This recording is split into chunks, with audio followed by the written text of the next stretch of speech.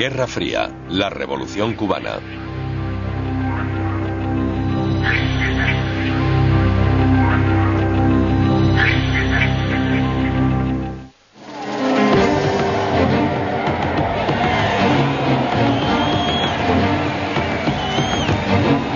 De enero de 1959, un paseo triunfal hacia el Capitolio de La Habana marcó el regreso de Fidel Castro.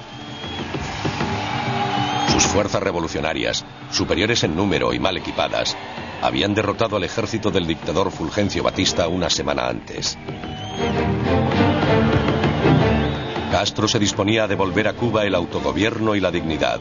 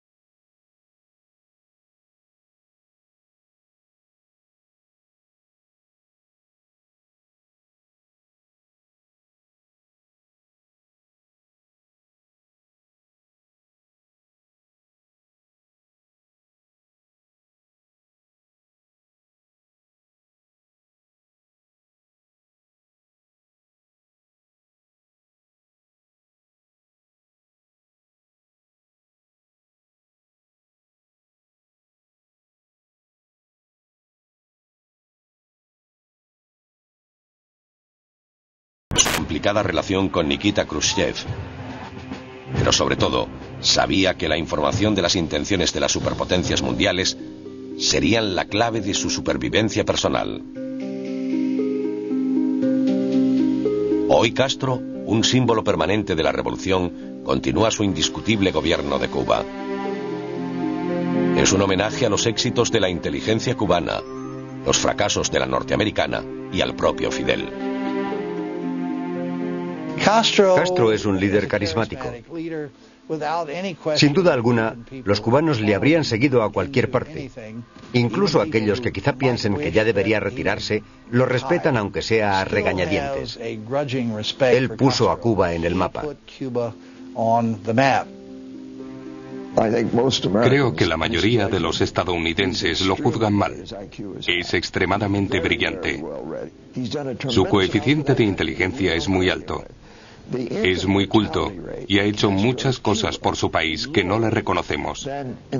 La tasa de mortalidad infantil en la Cuba de Castro es menor que en la capital del país más rico del mundo, Washington, D.C.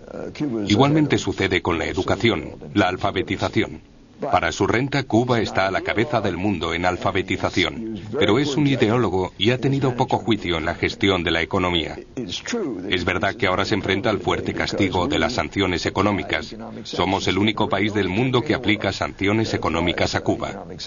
Es un golpe, pero podría superarlo en gran medida si hubiera introducido unos principios de mercado en su economía. En eso cometió un grave error. Ahora en el siglo XXI, la Unión Soviética ha desaparecido. Las relaciones estadounidenses con Vietnam y Corea del Norte van mejorando. Incluso la República Popular de China se mueve hacia el capitalismo. Pero la única verdadera dictadura comunista del mundo sigue gobernando en el Caribe a pesar de las tremendas dificultades económicas.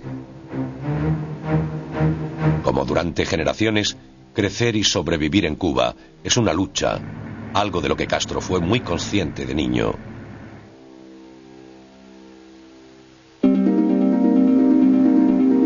Hijo de un rico terrateniente, Fidel Castro Ruz creció en un ambiente privilegiado, pero su padre le inculcó desde niño el aprecio por la situación del desafortunado.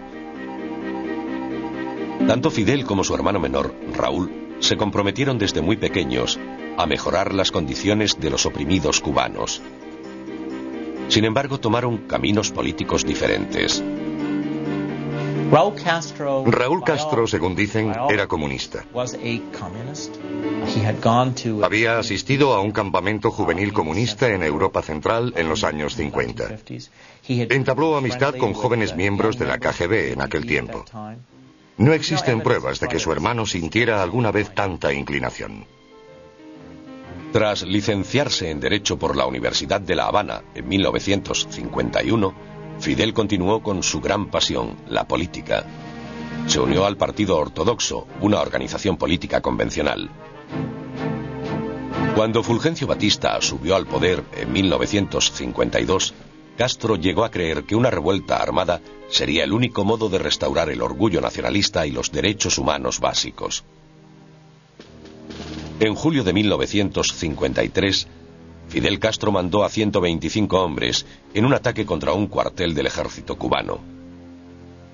La revolución cubana había comenzado, pero fracasando. La mayoría de los hombres de su grupo murieron, y Fidel fue capturado, juzgado y sentenciado a 15 años en prisión. La fecha del ataque rebelde, el 26 de julio, se convirtió en un día sagrado de la revolución y aún es celebrado como fiesta en Cuba. En mayo de 1955, menos de 2 años después, Batista cedió ante la presión popular y concedió la amnistía a Fidel Castro. Se le prohibieron las intervenciones públicas y viajó a México para huir de la ira de Batista. Durante su exilio, la vida en Cuba fue a peor para los que se oponían al dictador.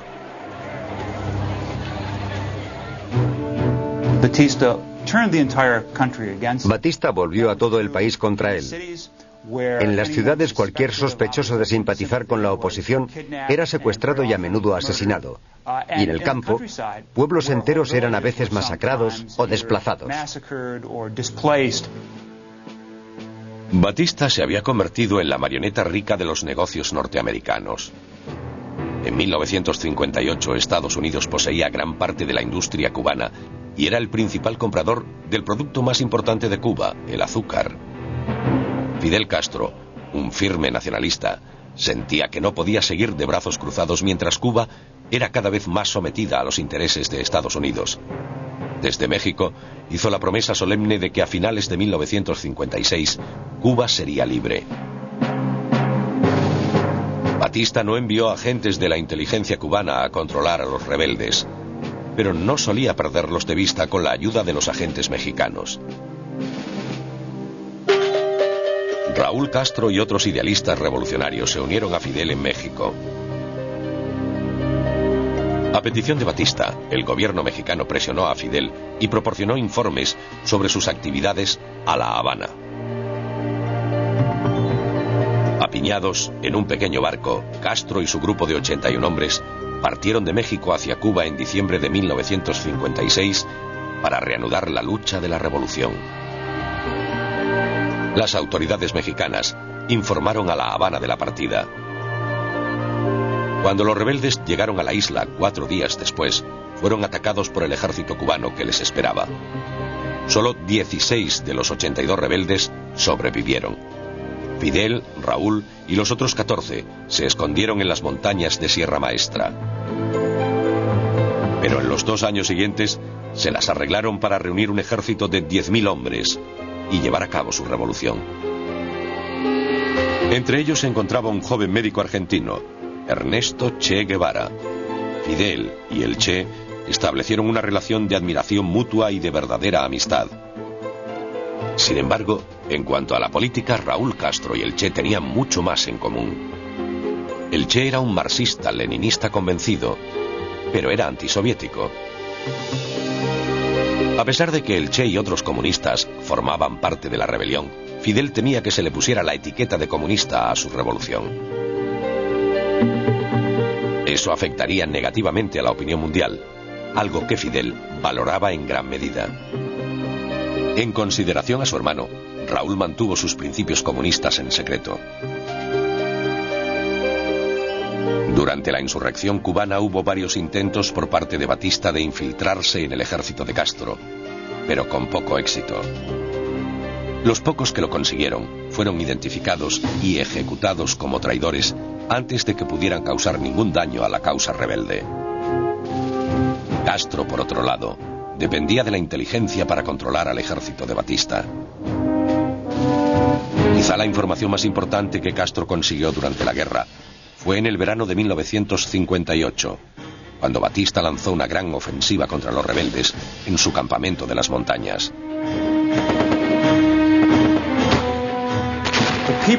La gente de la zona apoyaba a los revolucionarios y los mantenía informados de la localización de las tropas de Batista en cada momento.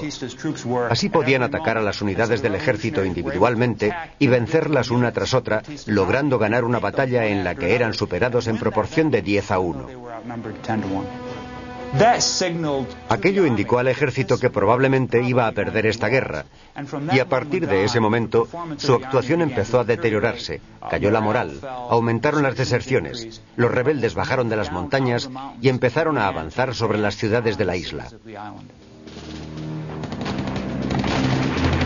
El avance hacia La Habana estaba en marcha, pero Castro necesitaba desesperadamente suministros para asegurarse la victoria final. Aquella necesidad llevó a los comienzos secretos de la que se convertiría en la relación más notoria y enardecida entre dos países durante la Guerra Fría.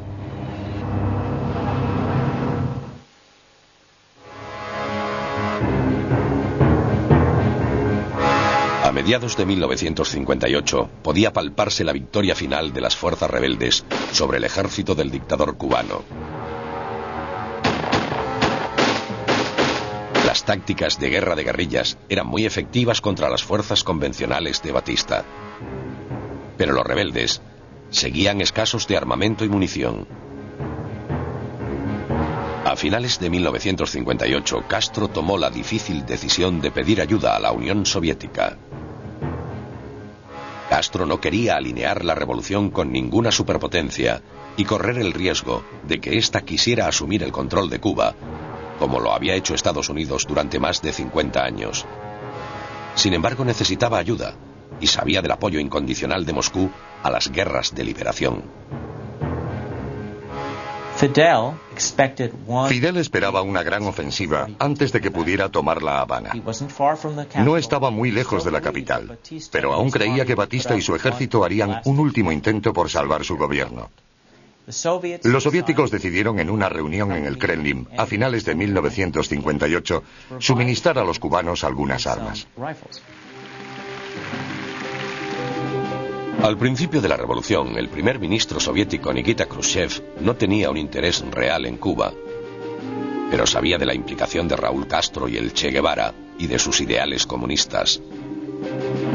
A medida que la victoria rebelde se hacía cada vez más probable, a Khrushchev le atraía más la idea de que la Unión Soviética pudiera afianzarse en el hemisferio occidental, ayudando a una revolución marxista en potencia. Khrushchev suministró a Castro en secreto un excedente de fusiles alemanes de la Segunda Guerra Mundial. Enviados a través de Checoslovaquia, fueron vendidos a una compañía privada de Costa Rica, simpatizante de Castro. Desde allí, las armas llegaron a los rebeldes. El secreto era vital para evitar la intervención de Estados Unidos en apoyo de Batista. El respaldo al dictador se desvanecía rápidamente. Para recuperar su apoyo de Washington, Batista tenía que vilipendiar a los rebeldes y llamó a Castro comunista. En ese momento la CIA se puso en movimiento para determinar si de hecho se trataba de una revolución comunista. En 1958, la CIA envió un equipo de investigación a la provincia cubana de Oriente, donde Castro había crecido, para descubrir todo lo posible sobre sus ideales políticos. La sensación con la que se marchó este equipo era que se trataba de un revolucionario, un nacionalista que buscaba la soberanía del pueblo cubano y por ello no era necesariamente un agente del comunismo internacional. El 31 de diciembre de 1958, Fulgencio Batista huyó de La Habana con millones de dólares de fondos malversados.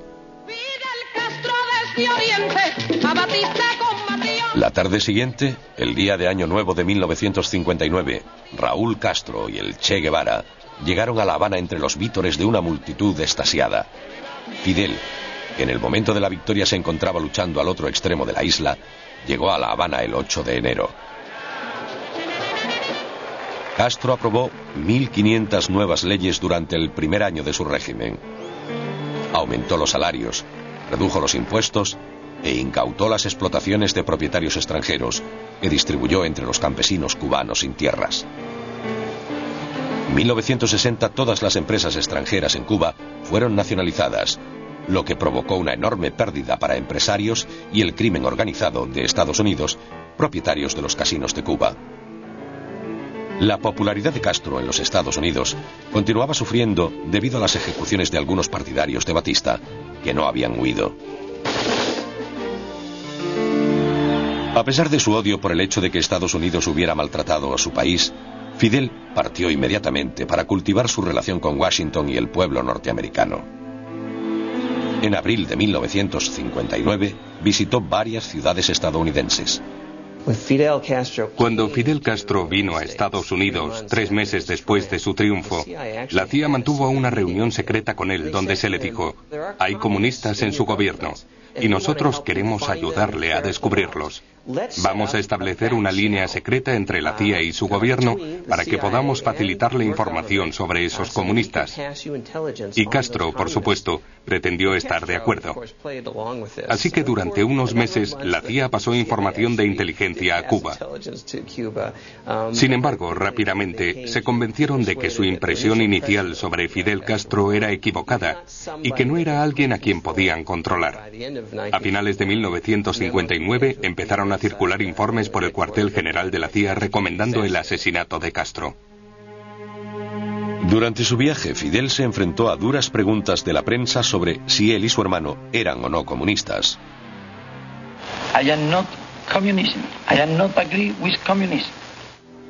Mientras Fidel se encontraba en los Estados Unidos negando cualquier afiliación al comunismo, Raúl Castro, nombrado jefe del ejército cubano, se encontraba en Moscú fomentando en secreto la implicación soviética en las Fuerzas Armadas de Cuba.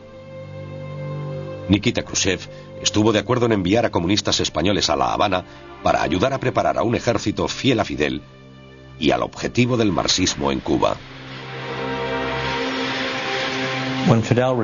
Cuando Fidel regresó, se produjo cierta tensión entre los hermanos. Fidel no quería que una gran potencia se entrometiera y le indicara el curso que debía tomar su revolución. Los esfuerzos de Raúl Castro le estaban haciendo cada vez más difícil negar la implicación soviética.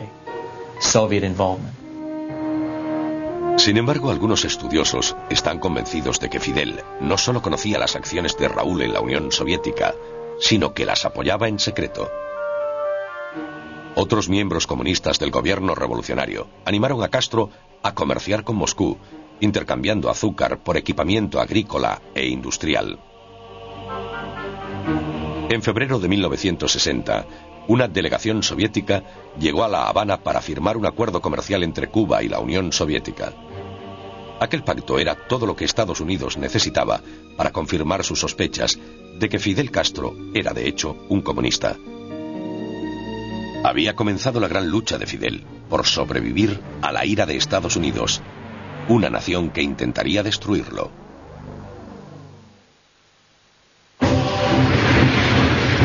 En febrero de 1960, con Cuba y la Unión Soviética habiendo establecido relaciones comerciales, el presidente Dwight Eisenhower decidió que Fidel Castro era una clara amenaza para la seguridad norteamericana. En marzo, aprobó un plan de la CIA para invadir Cuba, con el propósito de derrocar a Castro. La operación fue diseñada para que pareciera obra de exiliados cubanos. El director de la CIA, Allen Dulles, ya había comenzado sus propios esfuerzos para justificar una invasión encubierta. El plan de Dulles estaba basado en la necesidad de Castro de adquirir aviones militares. En noviembre de 1959, el embajador británico escribe un informe que conocemos hoy a su ministro de Exteriores. En él dice: acabo de reunirme con el director de la CIA, Allen Dulles, y este nos ha pedido que no vendamos aviones militares a Cuba. El motivo es que si Gran Bretaña no le vende los cazas a Cuba, se verán forzados a comprarlos a la Unión Soviética o al bloque socialista. Entonces Estados Unidos tendrá justificación, como en Guatemala, en 1954, para derrocar al gobierno cubano. Los británicos rechazaron la propuesta de Dulles y vendieron los cazas a Cuba. Como parte del plan de Eisenhower, la CIA empezó a reclutar y entrenar una fuerza de invasión compuesta estrictamente de exiliados cubanos. Sería una operación paramilitar que requeriría al grupo de exiliados hacer un desembarco secreto en la playa y luego conectar con las grandes facciones anticastristas que la CIA creía que había en Cuba. Juntos tomarían La Habana y depondrían al régimen de Castro. La red de inteligencia cubana, inicialmente coordinada por Raúl Castro y el Che Guevara durante la insurrección, aún estaba en sus comienzos en 1960. Pero contaba con el apoyo de muchos pueblos latinos de toda América del Sur y del Centro que consideraban a Castro un héroe, un símbolo de esperanza contra lo que consideraban una agresión imperialista. Muchos de aquellos pueblos facilitaban valiosa información al servicio de inteligencia cubano. Incluso detalles de la localización de los campamentos de Guatemala en los que la CIA entrenaba a su grupo de invasión cubano fueron revelados. Entre los cubanos que se encontraban en Guatemala recibiendo esta importante información se encontraba un joven agente de la inteligencia, Domingo Amuchastegui. Una persona muy rica me habló sobre este terrateniente de Guatemala, que había cedido una de sus grandes fincas para el entrenamiento de un grupo de invasión de Cuba. Unas 2 semanas más tarde, un hombre normal y corriente, un campesino, llamó a la puerta de la embajada para contarnos la misma historia. La comunidad cubana de Miami, Florida, era también una gran fuente de información y rumores. Sin embargo, a principios de abril de 1961, Castro aún no conocía el lugar designado para la invasión de Cuba. Mediante algunas fuentes de Miami, la DGI, Dirección General de Inteligencia, primer servicio cubano de información, supo que la fecha prevista era el 17 de abril. Castro necesitaba desesperadamente la protección soviética ante lo que él creía sería una invasión norteamericana a gran escala. Pero Moscú no estaba dispuesto a arriesgarse a enfurecer a Washington por una pequeña nación isleña que ni siquiera había declarado su revolución como socialista. Para justificar un ataque, el 15 de abril, 2 días antes de que tuviera lugar la invasión, la CIA envió bombarderos pintados como cubanos para destruir aviones de las fuerzas aéreas de Castro mientras estaban en tierra. Los Estados Unidos esperaban crear en el mundo la ilusión de que su ejército se había vuelto contra él. El engaño norteamericano no resultó creíble. El día después del bombardeo, en el funeral de los que habían muerto durante el ataque, Castro alineó públicamente a Cuba con la Unión Soviética, declarándola un Estado marxista-leninista. Este fue un esfuerzo transparente por parte de Castro para forzar a los soviéticos a acudir en su ayuda. Y así, durante el siguiente año, empezó a crear aquel Estado marxista-leninista con un gobierno comunista.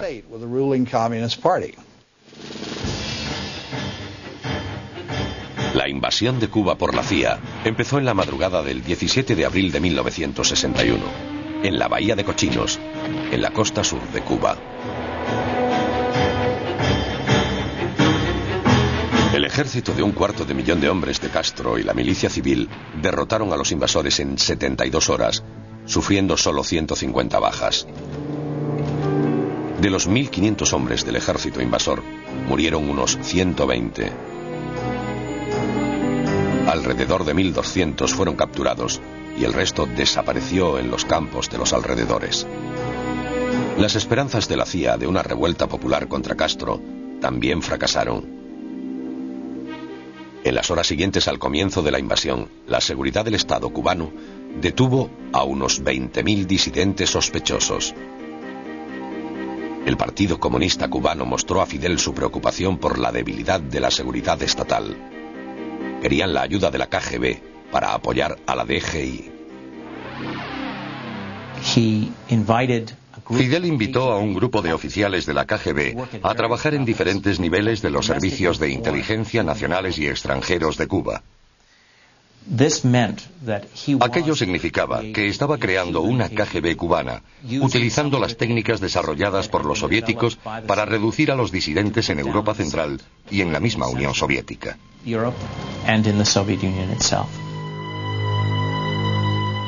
Tras la humillante derrota en Bahía de Cochinos, el hermano del presidente Kennedy, el ministro de Justicia Robert Kennedy, pedía venganza.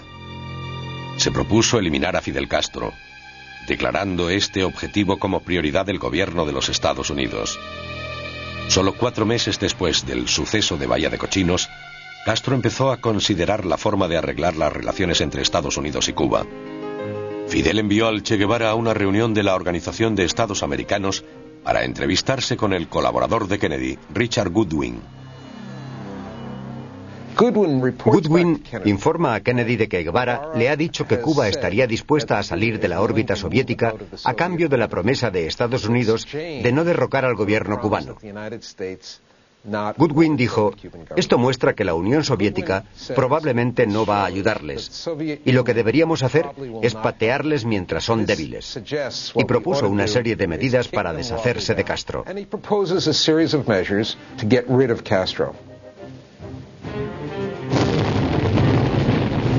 Kennedy aprobó el plan inicial que en primavera de 1962 había evolucionado en la Operación Mangosta, un elaborado proyecto de sabotaje, engaño, guerra psicológica y asesinato. También incluía la implementación de un embargo comercial a Cuba. Más que nunca, el gobierno dependía de la inteligencia para la supervivencia de la revolución y del propio Castro. Un cuerpo especial, independiente de la seguridad del Estado, se ocupó de proporcionar seguridad al líder cubano. Y dentro de esta entidad conocida como seguridad personal, había un departamento especial que trataba específicamente las amenazas de asesinato. Era conocido como el Buró de Atentados. Y tuvieron mucho éxito. Aquellas unidades especiales se vieron favorecidas por un gran número de errores por parte de Estados Unidos. La CIA incluso se acercó sin saberlo a miembros de la familia y amigos de Castro en un intento por reclutar cubanos para asesinarlo. La Habana y Moscú se dieron cuenta de que aquellos errores de los Estados Unidos solo servían para fortalecer la decisión de Washington de deshacerse de Castro. El primer ministro soviético Nikita Khrushchev vio una oportunidad única en esto. Podía acercar la Unión Soviética a una igualdad militar con los norteamericanos, mientras parecía que simplemente velaba por los intereses de un pequeño y débil aliado socialista. Era una apuesta que enfrentaría a 2 grandes superpotencias mundiales en una confrontación potencialmente catastrófica.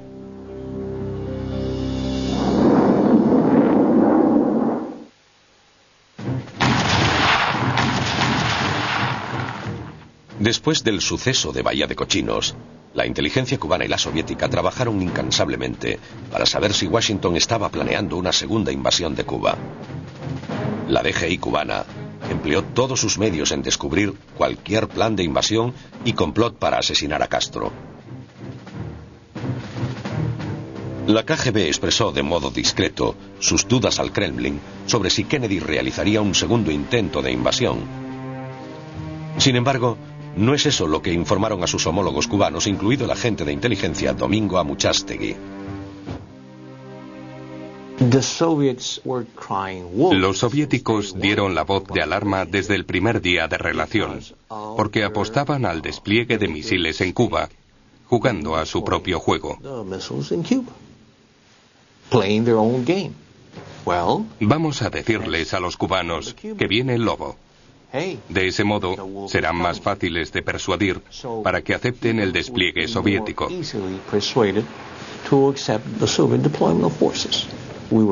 Estábamos siendo utilizados, manipulados por motivos estratégicos, intereses de la Unión Soviética, sin prestar ninguna atención a los intereses de Cuba. Castro envió al Che Guevara a Moscú en abril de 1962 para pedir más ayuda militar. El mes siguiente, Khrushchev propuso a Castro el despliegue de misiles nucleares estratégicos en Cuba. Al principio, Fidel argumentó que tales armas no eran necesarias. Dijo a Khrushchev que si los soviéticos incluían a Cuba en el Pacto de Varsovia, los norteamericanos no se atreverían a atacar. Khrushchev destacó la importancia de los misiles para la defensa cubana. El Che Guevara y Raúl Castro estaban de acuerdo con el análisis de Khrushchev y con su estímulo, Fidel aceptó el despliegue de misiles.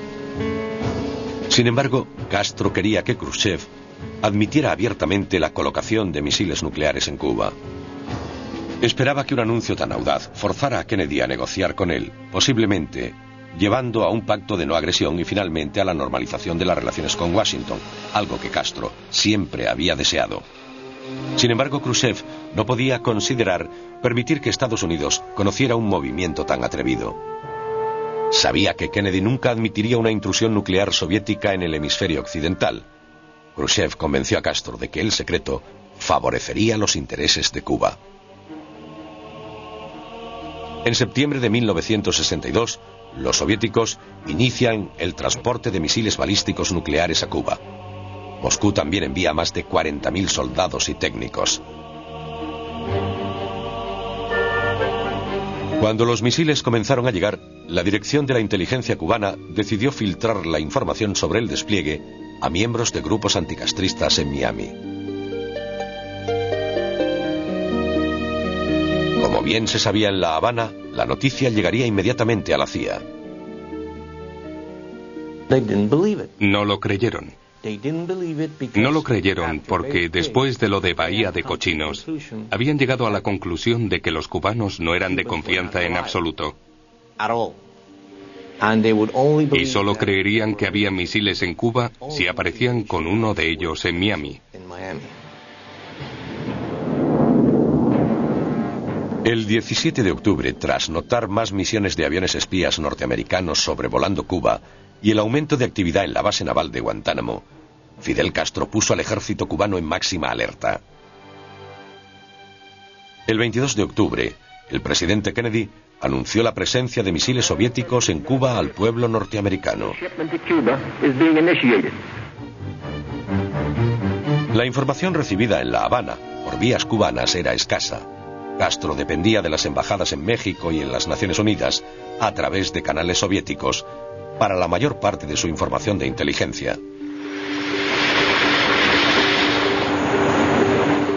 El 26 de octubre, sin ninguna evidencia por parte de la DGI que apoyara esta creencia, Fidel Castro se convenció de que en pocas horas se produciría un ataque a Cuba por parte de Estados Unidos. Preparó a su país para lo peor y envió una carta desesperada a Khrushchev pidiendo a los soviéticos que golpearan primero con sus armas nucleares antes de que lo hiciera Estados Unidos. Sin que Castro lo supiera, los detalles de un acuerdo estaban siendo discutidos por Kennedy y Khrushchev sin la participación de Cuba. Nikita Khrushchev anuncia los asombrosos resultados de aquellas conversaciones el 28 de octubre. Había acordado retirar los misiles soviéticos de Cuba. Fidel se enteró del mismo modo que el resto del mundo, escuchando el anuncio de Khrushchev por la radio. Castro estaba furioso. Había sido humillado y Cuba había quedado relegada a ser escenario de un conflicto entre dos superpotencias. Inmediatamente Khrushchev envió a su viceprimer ministro Anastas Mikoyan a Cuba.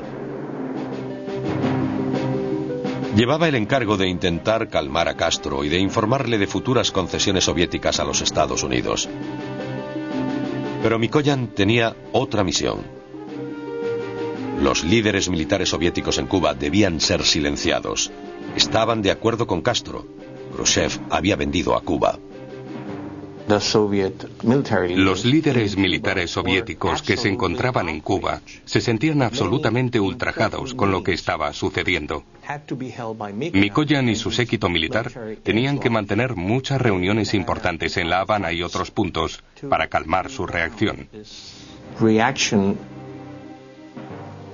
Incluso algunos medios de comunicación soviéticos se atrevieron a criticar a Khrushchev. Castro rehusó ver a Mikoyan durante varios días y luego amenazó con romper el acuerdo entre Estados Unidos y la Unión Soviética, utilizando las únicas armas que los soviéticos habían dejado atrás, los misiles tierra-aire. Prometió derribar cualquier avión norteamericano que sobrevolara Cuba. Finalmente, los acontecimientos de aquellos meses llevaron a Castro a una dolorosa toma de conciencia. Abrazando a la Unión Soviética, Estados Unidos había aislado a Cuba. A pesar de su enfado con Nikita Khrushchev por la gestión de la crisis de los misiles, Fidel Castro se dio cuenta, a principios de 1963, de que tenía pocas opciones. Los soviéticos estaban favoreciendo la economía cubana mediante el suministro de petróleo. Le estaban ayudando a construir una industria. Y por último, parecían estar preparados para defenderlo en caso de que los Estados Unidos llegaran a quebrantar el compromiso de Kennedy de no invadir Cuba. Muchos de los temores que había tenido sobre la dependencia norteamericana se hacían ahora realidad en su relación con la Unión Soviética. Para solucionar los problemas políticos, Khrushchev invitó a Castro a la Unión Soviética en la primavera de 1963.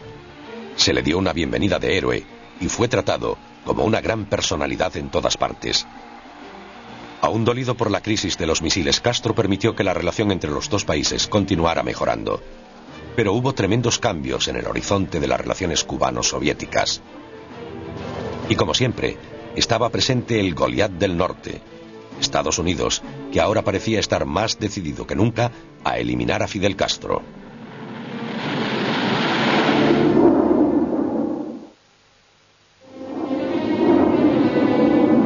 A pesar de que inicialmente Castro se opuso a su despliegue, cuando el primer ministro soviético Nikita Khrushchev empezó a retirar los misiles en noviembre de 1962, Fidel sintió que Cuba se convertía en un blanco fácil ante cualquier agresión estadounidense. Khrushchev intentó confortarlo, diciéndole que el acuerdo soviético con el presidente Kennedy mantendría a Cuba libre de cualquier hostilidad norteamericana, al menos hasta 1969.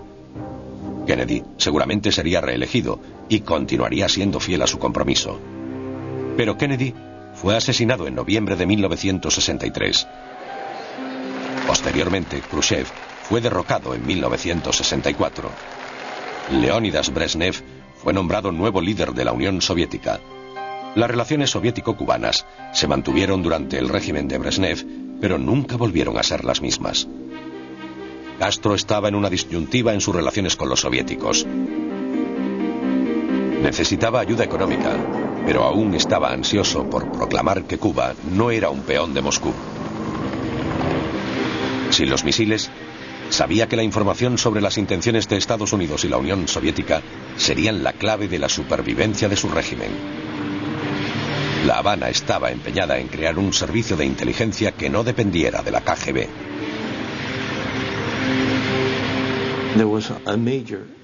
Hubo un gran impulso para crear nuestro propio servicio de inteligencia, más independiente y más efectivo. En un corto periodo de tiempo, Cuba tuvo su propio sistema de códigos, equipamiento, todo. En 1966, el Che Guevara, disfrazado y con pasaporte falso, dejó La Habana y viajó a Bolivia para unirse a los rebeldes comunistas que luchaban contra el gobierno de su país. En 1967, tropas bolivianas capturaron y ejecutaron a Guevara. Fidel Castro perdió a un buen amigo y a un miembro clave de su círculo más próximo. Pero Raúl y Fidel siguieron comprometidos a fomentar las revoluciones socialistas. Desde finales de los años 60 hasta finales de los 80, Cuba envió tropas a todo el mundo para apoyar las guerras contra las agresiones imperialistas. Pero la implicación de Cuba en Nicaragua, El Salvador, Angola, Etiopía, Guatemala, Granada y otros países tenía otro propósito. Fidel Castro pensaba que la mejor forma de enfrentarse a Estados Unidos era crear 2, 3, muchos Vietnam. Creía que esa era la mejor forma de defenderse ante una aparente amenaza de los Estados Unidos. Los soviéticos apoyaron estas acciones, encantados con el acuerdo de que Cuba lucharía mientras la Unión Soviética simplemente aportaría el equipamiento militar. En 1991 toda ayuda cubana a luchas políticas en el extranjero cesó repentinamente con el colapso de la Unión Soviética. Castro se encontraba solo de repente. Tenía que averiguar cómo sobrevivir sin el importante apoyo económico de los soviéticos, estimado entre 5 y 6 mil millones de dólares al año. Pero Fidel ha mantenido la independencia de Cuba. Ahora, en el siglo XXI, el paso de los años se refleja en el una vez robusto líder. Y el frustrante efecto del embargo de los Estados Unidos se manifiesta en las calles de La Habana y por toda la isla. Mientras que el pueblo y el gobierno de Cuba han tenido que enfrentarse a drásticos recortes económicos, el compromiso cubano de establecer redes de inteligencia continúa siendo una prioridad. Como siempre, Castro siente la presión de Estados Unidos y de la comunidad cubana exiliada en todo el mundo. Debe estar alerta. Allí donde va siempre lleva guardaespaldas muy cerca, como hacen todos los jefes de Estado. Pero debido a los interminables intentos de asesinarle, sus guardaespaldas están más alerta que la mayoría. En el 2001 vimos la detención y el juicio de lo que llaman la red de avispas de espías cubanos en el sur de Florida. Toda una red que la inteligencia cubana ha establecido para vigilar el mando militar del sur y asegurarse de tener información por adelantado en el caso de que se prepare una invasión de la isla.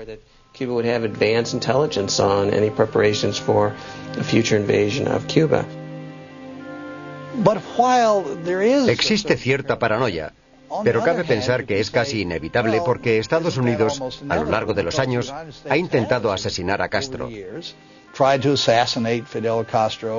Incluso ahora, el gobierno aún afirma que el objetivo de la política estadounidense es deshacerse del gobierno de Castro, de tal forma que cualquier cosa que hagamos es vista como un intento subversivo.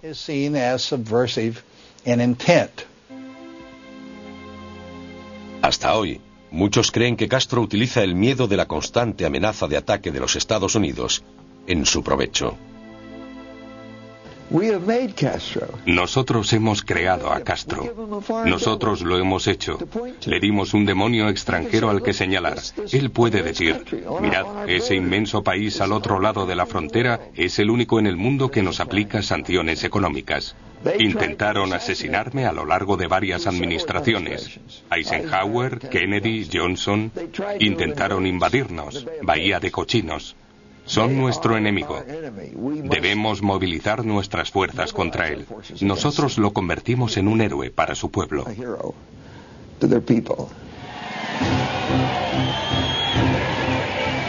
Pocos líderes mundiales han sido capaces de permanecer en el poder tanto tiempo como Fidel Castro. Durante más de 4 décadas, se las ha arreglado para mantener la atención del mundo entero, ya fuera para elogiarlo o condenarlo. Aunque su capacidad para inspirar a las multitudes quizá no sea lo que era, su astucia y su constante compromiso con lo que cree que es mejor para Cuba no se pueden negar. Sin embargo, es su elección de un camino difícil para sus paisanos, un camino que casi siempre lleva a la confrontación con los Estados Unidos, lo que será cuestionado y debatido mucho después de que se haya ido.